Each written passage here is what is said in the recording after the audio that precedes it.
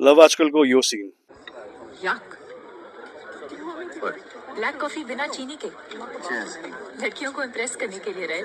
तुम तो ज्यादा इम्प्रेस नहीं लग रही हो I feel like puking Yuck. So यो सीनमा हामी देख्न सक्छ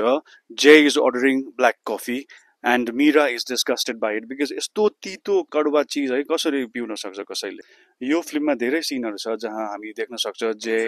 विथ ब्ल्याक कफी मीरा यो देखेर सी रियली वान्ट्स टु प्युक तर जब यही केटा जे मीरादेखि टाढा हुन्छ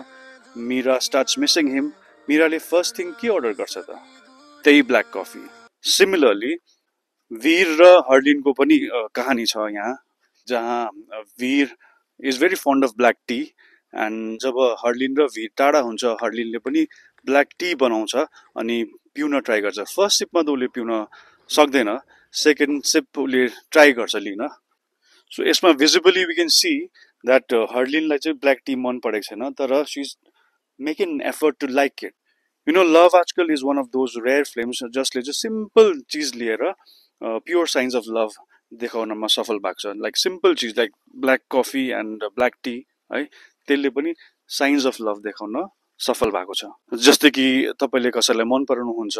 अनि उहाँको ह्याबिट चिसो चिया पिउने छ है त्यस्तै तपाईँले पनि बिस्तारै बिस्तारै त्यस्तै मन पराउन थाल्नुहुन्छ and maybe that's one of the most visual signs of love to become the person that you love especially when they're not easy like the taste of ice cream, but bitter like the taste of black coffee or black tea. So, what are the habits that you've picked up from your loved one? Tell me in the comments below.